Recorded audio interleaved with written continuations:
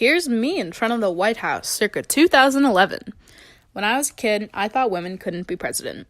Truly. On my 5th grade safety patrol trip, I walked through the White House and saw all the white guys that trophied the walls and took selfies with them as well. It was at 11 years old that I learned that a woman could be president. There just hadn't been one. Yet. Fast forward to the 2016 election, I went to my first political rally, and it just happened to be for the first female president nominee for a major political party. I watched as history was being made before my very eyes. I then watched a few days later as an evil man who grabs women by the pussies broke the Electoral College, and then my heart. The aftermath of the 2016 presidential election created a new wave of women. They came out of this atrocious situation with pink hats and big signs and lots of ferociously charged energy. Energy and will to change the way our country works. Now there's currently a record-breaking number of 6 women running for president in the 2020 election. Vox says that women running for president is the new norm, which is great and all, except the women running for the nomination are barely making headway in the polls. The media they receive are about their attitude, emotions, or just blatantly racist. Alongside receiving little to no media coverage for these females running for president, there is not even accurate fictional representation for the females in the political world. The worst thing that has ever happened to this country. Netflix original House of Cards follows the life of Frank Underwood and his journey to the presidency of the United States with his wife, Claire. After some unfortunate events in real life with the actor Kevin Spacey, the character of Frank Underwood is killed off of the show. This death allows Claire, played by Robin Wright, to rise up from the elected vice president to be the first female in the Oval Office, because having a show where a woman becomes president due to the popular vote is just as likely as it is in real life. Leon, yeah. I'm not sure about this part where I say I want to be president for all Americans. I mean, do I? All of them? How about real Americans? Oh yeah, that's good. And then we can figure out what I mean later. Veep centered around Selena Meyer, played by Julia Louis-Dreyfus, a neurotic female vice president at the beginning of the series. As the show goes on, she begins running for the presidential nomination in the upcoming election. During this campaign and reign, she's assumed into the presidency after the sitting one steps down. Once again, a female becoming president without the actual election. While Claire Underwood and Selena Meyer are on seemingly opposite sides of the matrix of fictional female politicians in the United States, they are not as different as one might think.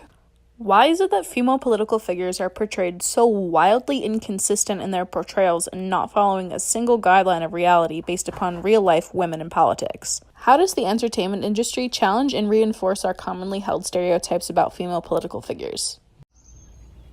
Okay, tomorrow's the big day, Mrs. Clinton.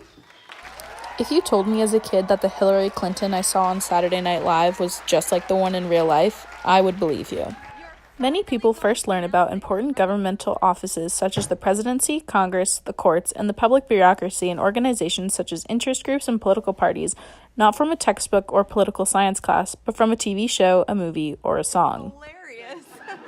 There's a distinct difference between Amy Poehler's Hillary and Kate McKinnon's. Kate McKinnon's even changes after the 2016 election, becoming burnt out and tired. They change her so people will like her. Meanwhile, Alec Baldwin's Trump impression has been the same since he started it in 2016. People usually see the influences of political figures through fiction. Here's the reality. Makers on PBS shows and characterizes all of the female politicians that have paved way for us today. Female politicians are more often than not based on Hillary Clinton. If we base every single fictional female politician upon the same one from real life, there might be a reason for the difference in portrayals of female and male politicians. Our understanding of how women are portrayed in presidential roles is plagued by the fact that so few films are made featuring women in such roles. I want you to be my running mate. Did you just ask me to be your vice president? Gina Davis stars as Mackenzie Allen in Commander-in-Chief, a mother and another woman who rises to the presidency out of tragedy. The current president has a stroke and asks Mackenzie to step down as vice president because they see a different America. If they didn't see the same America to begin with, then why did he choose her to be his running mate? Plot lines around this show regard her daughter's diary going missing and Secret Service having to look for it, or when her daughter wants to go trick-or-treating for Halloween and she has to settle for a party. You can't talk to me like that. Being a mom and the president sure is hard work. It makes the staff uncomfortable. Oh, come on, I didn't say anything that any one of them wasn't thinking. It's not what you said, Rod, it's how you said it. This BBC video shows the ridiculousness of portrayals of being a mother and a politician. Future of South Korea. So the future of South Korea really hangs in the balance. Oh my God, is that a bomb? And it'll be Goodness interesting me. to see how the North reacts to this new shift in power. Another inconsistency within female presidents' representation. A woman gets to choose either her career or her children. That's too personal. For the first 5 seasons of House ever of Cards, regret Claire having Underwood doesn't want children because it would interfere with her personal life, notably saying, I'm willing to let your child wither and die inside you if that's what's required.